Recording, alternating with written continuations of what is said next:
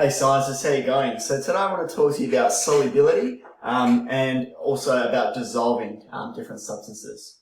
So what we're going to learn today is, well, I want you to be able to define the meaning of the words solvent, solute and solution to understand the process by which substances mix at a particle level, including the particle model, and explain solubility in terms of particle theory. So let's get into it.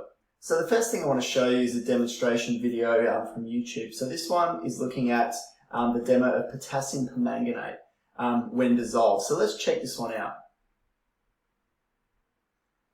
So potassium permanganate is a purple solid, and here we've got 2 beakers of water, hot and cold, in this YouTube demonstration. So we can see that when the the purple crystals were put in the hot water, they start to mix really quickly. You can see this kind of swirling around. You can see that the purple is kind of mixing really well with that water. Down the bottom, you can see it's a bit darker, so there's more of those solid crystals, but we can still see that purple mixing really well with the water. The cold water, you've got a bit of a slower dissolving or a slower mixing, but you can see here that very slowly the purple is starting to mix a little bit with the water. And over a period of time, it's going to take a lot longer, that purple potassium permanganate will also mix really well with the water. So we can go back to the hot, you can still kind of see that purple solid moving a little bit and giving off what looks like a bit of vapor as it goes. So we'll move on from that demo, but that's a really interesting demonstration. So the first word we're going to look at is solubility, and I'll get you to take this down in your notes in your science book. So the definition of solubility: when a substance dissolves, it has not disappeared. Okay, so when we dissolve that purple potassium permanganate, it's not disappearing, it's still in the solution, it's just mixing. So the particles of the solid have spread out between the particles of the liquid. So here's a way that we can visualize this, and I'll get you to record this diagram in your science book as well. Please make sure that you have different colors for the different particles. So this is the beginning where the solid hasn't dissolved.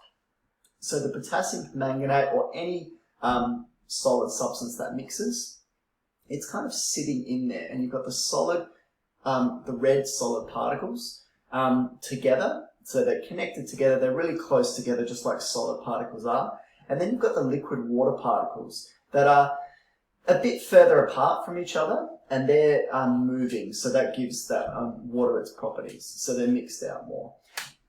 Fast forward, I don't know, a few seconds, a minute, and now we've got a solid that's mixed or dissolved. So you've got the particles of solid that are dispersed or kind of between those liquid particles. So they're mixed really well together.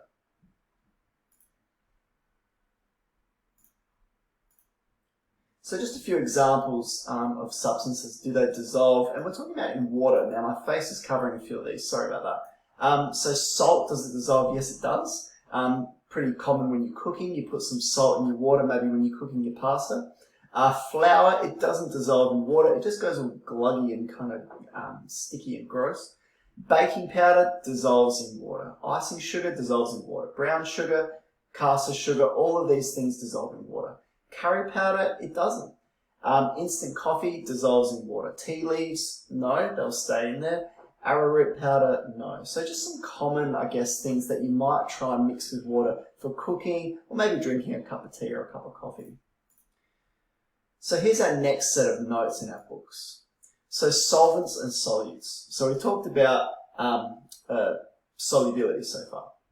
So the definition of a solvent is a liquid in which a solute is dissolved to form a solution. And a solute is the substance that is dissolved in a solvent. So solvent plus solute equals solution. So if I go back to that potassium permanganate demo, the solvent would be the water, the solute would be the potassium permanganate, and the solution would be a potassium permanganate solution.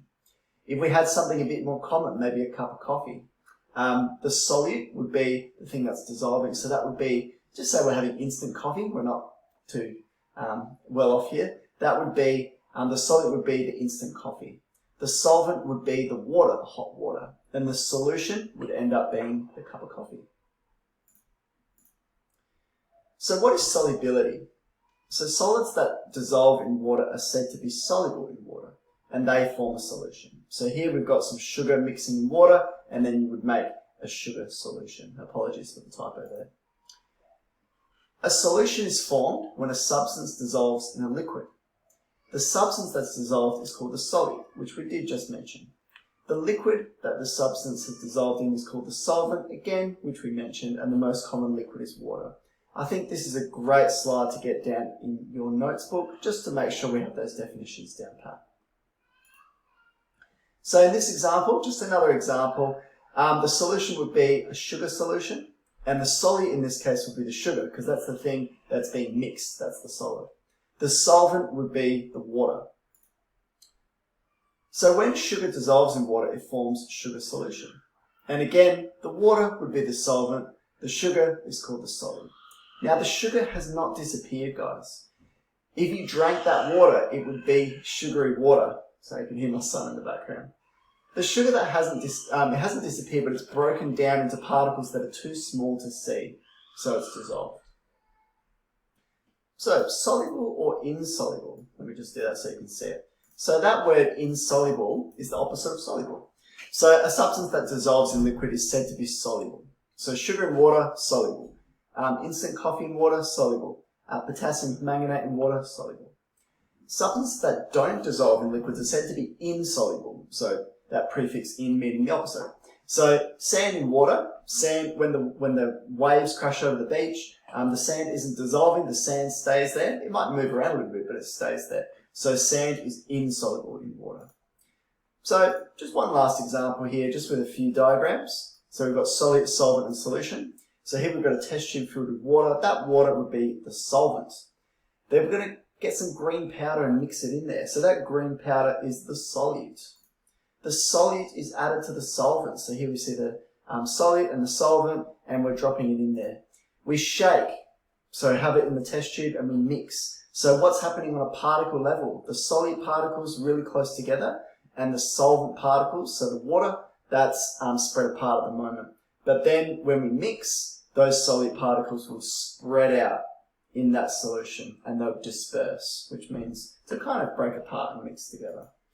So if the solute dissolves, we say that it is soluble, and we're making a solution. So now we've got a solution where that green solid is mixed with the water, and that solution can be whatever the green substance was. Guys, thanks very much for watching. Hopefully you learned something about solutes, solvents, solutions, and dissolving. Look forward to seeing you next time.